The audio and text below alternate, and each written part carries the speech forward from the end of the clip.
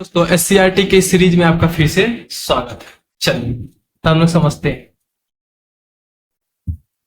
आपका जो है आज का प्रश्नावली 5.3 है, जिसमें बहुत सारे आपको थ्योरम देखने को मिलेंगे। क्वेश्चन के माध्यम से हम उनको समझेंगे। पहला क्वेश्चन जो है आपका वो है कि दिए गए चित्र में त्रिभुज को बताइए। ठीक है, तो त्रिभुज का आप लोग थ्योरम जानते ही हैं। तीन भुजाओं से घिरी हुई बंद आकृति होना चाहिए। जैसे ये तीन भुजाओं से घिरी हुई आकृति, ठीक है, तीन भुजाओं से घिरी हुई कैसी आकृति होना चाहिए? बंद आकृति होना चाहिए, जैसे ए बी और सी। ठीक है, तो तीन भुजाओं से घिरी हुई एक बंद आकृति है, इसलिए इसको त्रिभुज कहेंगे। ऐसा नहीं कि ऐसे कोई पिक्चर खींच दिए आप बोले ये भी तो तीन भुजाएं, नहीं, ये पूरा बंद आकृति नहीं है, इसलिए ये त्रिभुज नहीं कहलाएगा। ठीक है, चल आप समझ जाते हैं। अगला जो क्वेश्चन है उसमें आपको बताना है कि त्रिभुज में कितने शीर्ष होते हैं, कितनी भुजाएं होती है, कितने। तो पहले देखिए पिक्चर बनाइए त्रिभुज का। ठीक है, ए बी और सी एक त्रिभुज। ठीक है, इसमें कितने शीर्ष होंगे? तो शीर्ष किसे कहते हैं? जहां पर दो भुजाएं जाकर मिलती है, या एक ऐसा बिंदु जहां से दो रेखाएं निकलती है, उसको हम लोग क्या कहते हैं? शीर्ष कहते हैं। हिंदी इंग्लिश में इसको वर्टेक्स कहते हैं। जैसे बी एक शीर्ष है, कहा कि यहाँ पर एक ये भुजा और ये एक भुजा के मिलती है, या यहां से दो रेखाएं निकलती है। ठीक है, तो जैसे तो बी एक शीर्ष है, सी एक शीर्ष है और ए एक शीर्ष है। दूसरा है कि भुजा किसको कहेंगे? तो एक शीर्ष से दो रेखाएं जो निकलती है उसको हम लोग भुजा कहते हैं। तो ए बी एक भुजा है, बी सी एक भुजा है और ए सी एक भुजा है। ठीक है, अगला है कि कोण, तीन कोण है, एक यहां और एक यहां। अब इसको बताना सबसे बड़ी बात होती है। तो जैसे क्या है, हमको बताना है कि ए बी, यहां पर एक कोण बनना है, तो हम लिखेंगे बी ए सी। जहां पर कोण बनता है उसको हम लोग बीच में रखते हैं। अगला कोण है सी पर, एंगल ए सी बी।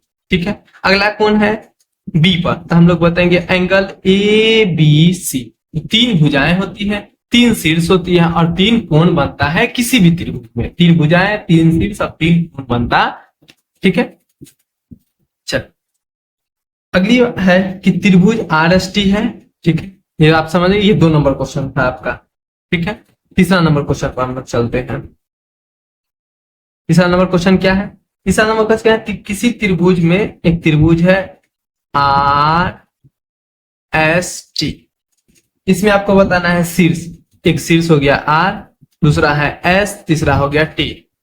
ठीक है, भुजाएं होगी R S S T, R S S T और आर टी। ठीक है, कोण angle R S T angle S R T angle R T S. ठीक है, चल अगला हम लोग क्वेश्चन देखें। अगला क्वेश्चन है, एक त्रिभुज है सी ए बी। ठीक है, एक इस तरह से त्रिभुज है सी ए बी त्रिभुज है। इसमें एक पॉइंट है पी अंदर में, एक पॉइंट है आर अंदर में, बताना है। ठीक है, और एक पॉइंट है क्यू। ठीक है, अब आपको बताना है तीनों पॉइंट के बारे में बताना है। तो अंतः भाग और बाह्य भाग और त्रिभुज पर स्थित बिंदु। तो त्रिभुज पर स्थित बिंदु है क्यू, अंतः भाग में स्थित बिंदु है पी और बाह्य भाग में स्थित बिंदु है आर। ठीक है, बाह्य भाग में स्थित बिंदु है आर। ठीक है, चलिए 5 नंबर आप अभी जो हम 5 नंबर आपको क्वेश्चन बताने जा रहे हैं, इसको आप ध्यान से समझिएगा। सबसे ज्यादा क्वेश्चन बनने की उम्मीद यहीं से है आपका। ठीक है, चलिए 5 नंबर क्वेश्चन है, त्रिभुज के शीर्ष से भुजा पर डाला गया लंब त्रिभुज की क्या कहलाती है? एक त्रिभुज आप बना दीजिए। ठीक है, ए बी सी, तीन शीर्ष है, कोई भी शीर्ष से एक लंब डालिए। लंब का मतलब एक सीधी रेखा जो 90 डिग्री का एंगल बनाती है, उसको हम लोग लंब कहते हैं। और ये लंब क्या कहलाती है? तो किसी भी त्रिभुज की ये जो लंब है ये ऊंचाई कहलाती है। ठीक है, आप इसका नाम दे दीजिए डी। एक लंब यहां से भी खींचा जा सकता है, इसका आप नाम दे दीजिए ई। एक लंब यहां से भी आप खींच सकते हैं, इसका नाम ले लीजिए एफ। ठीक है, तीनों लंब एक ही जगह पर करते हैं। ठीक है, ये पिक्चर बनाने में थोड़ा दिक्कत है, तो अब त्रिभुज एबीसी में दूसरा ऊंचाई क्या हो गया, ये। तीसरा ऊंचाई कौन सा हो गया, ये वाली रेखा। ठीक है, तो हम जो लंब डालते हैं किसी भी त्रिभुज के किसी भी वर्टेक्स, मतलब जिसको शीर्ष आप लोग कहते हैं, वहां से उसको हम लोग ऊंचाई कहते हैं। ठीक है, अगला क्वेश्चन क्या है, त्रिभुज के शीर्ष से भुजा के मध्य बिंदु को मिलाने वाली रेखा त्रिभुज की क्या कहलाती है। एक त्रिभुज है,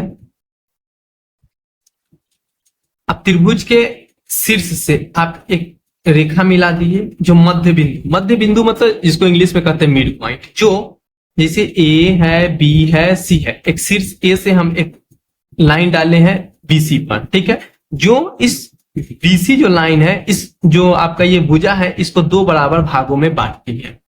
ठीक है, इसको हम लोग क्या कहते हैं, तो भुजा के मध्य बिंदु को मिलाने वाली रेखा को हम लोग क्या कहते हैं, इसको हम लोग कहते हैं माध्यिका। क्या कहते हैं, माध्यिका। इंग्लिश में इसको हम लोग कहते हैं मीडियन। ठीक है,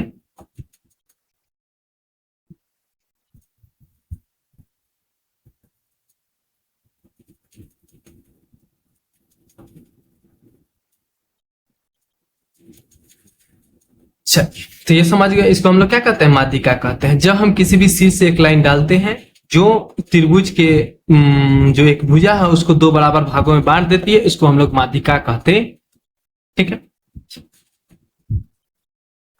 अगला क्वेश्चन है, त्रिभुज में माध्यिकाएं जिस बिंदु पर काटती है। अब देखिए, एक त्रिभुज है, त्रिभुज में तीन माध्यिकाएं आ सकती है। एक इस शीर्ष से डालिए, ये काट दी, यहां पर खींचिए, ये काट दी, और यहां पर खींचिए, क्या करिए, यहां पर काट। ठीक है, ये हो गया ए बी सी। ठीक है, ये डी है, ये ई है, ये एफ है। तीन माध्यिका है, एक माध्यिका ए डी है, ठीक है, एक माध्यिका सी एफ है, और एक माध्यिका क्या है, बीई है। तो ये तीनों माध्यिका जिस पॉइंट पर मिलते हैं, इस पॉइंट को हम लोग जी से डिनोट करते हैं, और इसका नाम होता है केंद्रक। क्या नाम होता है, केंद्रक कहते हैं। तब त्रिभुज, तो ये एक थ्योरम है।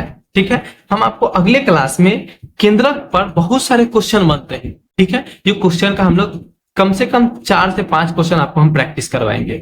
ठीक है, पहले आप ये समझ लीजिए, त्रिभुज के तीन माध्यिकाएं होती है। ये तीन माध्यिका पहले किसको कहते हैं, ये समझ लीजिए। माध्यिका उसको कहते हैं जो एक किसी हम शीर्ष से खींचा गया उसके सामने वाली भुजाओं को दो बराबर भागों में बांटती है, उसको हम लोग माध्यिका कहते हैं। ठीक है, अगर ये 5 सेंटीमीटर है तो ये भी 5 सेंटीमीटर ही होगा, और टोटल रहा होगा ये 10 सेंटीमीटर।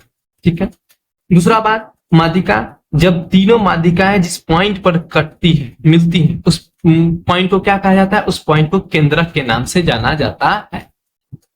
ठीक है, और ये एक अपने आप में बहुत बड़ा कॉन्सेप्ट है, इस पर बहुत सारे क्वेश्चन बनते। चलिए हम लोग अब प्रश्नावली 5.4 छोटा मोटा इसके भी बारे में जानकारी हम लोग ले लेते हैं। जिसमें चतुर्भुज के बारे में क्या है, जैसे आप एक चतुर्भुज बनाए,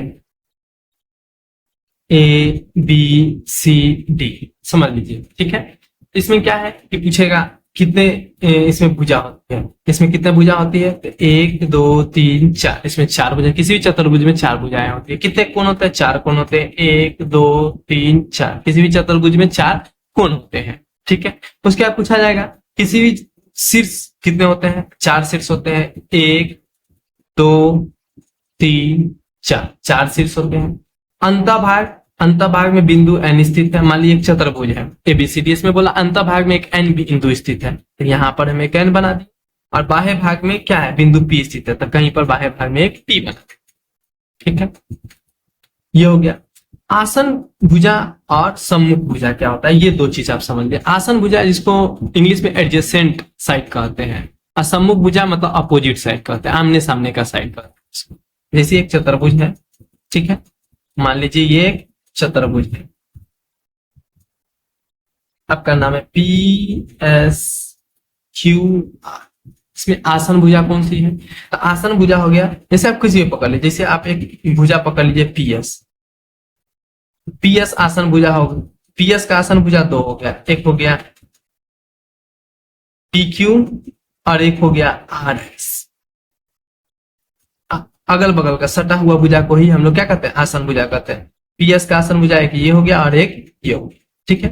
फिर बोल दिया आपको क्यू आर, क्यू आर का आसन भुजा, सॉरी नहीं, क्यू आर का आसन भुजा, क्यू आर का आसन भुजा कौन कौन सा हो जाएगा, क्यू आर यहाँ है, इसे दो सटा हुआ है, एक ये और एक ये, इसका आसन भुजा हो जाएगा क्यू पी और आर एस, ठीक है। उसके बाद आप पकड़ लीजिए इसको, आर एस का आसन, आर एस का आसन, आर एस का आसन भुजा होगा क्यू आर और एस, ये इसके होते हैं आसन, आर एस का ये हो गया आसन।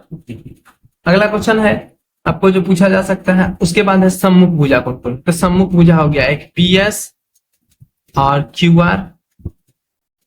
अगला सम्मुख भुजा कौन सा हो गया, अगला सम्मुख भुजा हो गया आपका क्यू पी और आर एस, ये आपके क्या हो गए सम्मुख भुजा। चतुर्भुज बनाए, इसके अंदर विकर्ण खींचे, विकर्ण क्या होता है, विकर्ण समझिए, जब हम किसी भी चतुर्भुज के एक वर्टेक्स को उसके सामने वाले वर्टेक्स से जो लाइन मिलाते हैं उसी को हम लोग विकर्ण कहते हैं। एक ये हो गया और एक, तो कितने विकर्ण हो सकते हैं, एक चतुर्भुज में दो विकर्ण हो सकते हैं, ठीक है। ये आपका प्रश्नावली 5.4 का बातें थी, बहुत बड़ी बात नहीं थी, इसको हम लोग समझ लिए। चलिए धन्यवाद। अगले हम लोग अध्याय 6 सरल आकृतियों की समझ पर